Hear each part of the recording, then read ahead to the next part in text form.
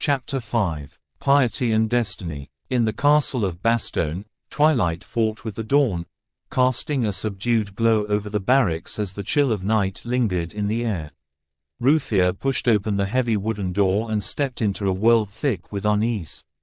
Inside, the chatter of recruits melted away as confusion gripped the room. Faces twisted in uncertainty, flickers of panic darting through the eyes of the unseasoned. Yet against this backdrop of disquietude, the veterans stood as beacons of calm, their postures relaxed, faces impassive, as if they had long been accustomed to the tides of unrest within these stone walls. Ruffier hastened his steps toward the training field, inadvertently trailing a few anxious souls, all the while trying to decipher the cause of the undercurrent of fear. As they poured from the barracks, the morning sun broke, illuminating the courtyard where a throng gathered. The air shifted, a weight of expectation settling as officers took their posts. Double column formation. A voice boomed across the expanse, sharp and commanding. Ruffier felt an involuntary shiver race down his spine as he quickly maneuvered into alignment with the others. The officer, his features etched with unsolicited authority, surveyed the recruits with narrowed eyes. "As you see here," he began, gesturing toward the figures flanking him, "these people are here to give you work. Despite you peasants having the privilege of being in the Lord's army, you still have to provide for your Lord and kingdom." His words, though clipped, carried a gravity that struck deep, resonating through the line of recruits. The figures behind him, a motley collection of craftsmen, artisans, and even a priest, each embodying a different story, stepped out, drawing the attention of the crowd. The priest, clad in simple robes that swayed gently as he moved, cleared his throat and advanced slowly. There was a calmness to his presence, a quiet authority that flowed through the air like a balm. "My name is Rassequin, and before you follow these men to your destinations," he began, his voice a melodic ripple amidst the sharpness of the officer's command, "I want to hear your oaths and make a silent prayer for our goddesses, Shalia and Verena." As he spoke, a profound stillness enveloped the gathering. Even the breeze paused to listen. In unison, the recruits fell to their knees, the rough stones digging into their skin as the weight of the moment settled over them. "Son of the soil, thou art born to labor and to serve, protected by thy betters. Thou shalt give unto thine glorious liege the taxes that he requires. Thou shalt labor all but feast days, and no more than a 10th share shalt thou keep for kith and kin. Rejoice, for a knight of Bretagne provides your shield."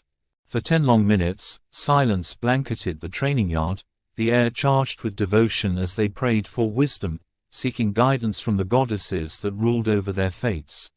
Ruffier felt the weight of every whispered plea as his pulse calmed, the anxiety ebbing away into something resolute. Rising to their feet, they stood a touch taller, their hearts a bit braver. The officer's voice cut through the lingering silence, outlining the day ahead.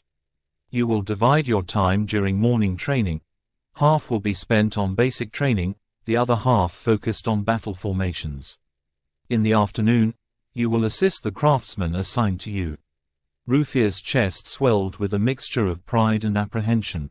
He glanced around at his fellow recruits, noting their expressions, some resolute, others still tinged with uncertainty. He felt a rumble of camaraderie swell within him. They were all bound by the same journey, treading the path from mere recruits to worthy warriors. As the crowd dispersed to their respective stations, darkness teasing the corners of their minds, Ruffier and a recruit called Goderoy found themselves beside a burly blacksmith. The man's forearms bore the scars of countless forges, his face rugged yet warm. "Don't worry, lads," the blacksmith chuckled, "you'll find the hammer speaks louder than fear. Just listen to it." It had been a month since Ruffier and Goderoy, 2 young men drawn together by circumstance and ambition, had started their apprenticeship under Berengar the blacksmith. Both had arrived with little more than hopeful dreams and a handful of limited skills. Under Berengar's watchful eye, they learned the delicate balance of heat and metallurgy, how to quench a blade just as it blushed a fiery red, and how the tempering process could make a sword strong enough to cleave bone. Through sweat and toil, they forged tools, horseshoes, and knives, their names whispered among the citizens and noble who marveled at the quality that surpassed what they had previously owned. The forge began to hum with an energy that reflected their camaraderie. As word spread about the entrance of the two budding smiths, customers started to trickle in by the dozens, drawn not only by Berengar's established reputation but by the spark of creativity Ruffier and Goderoy brought to the table.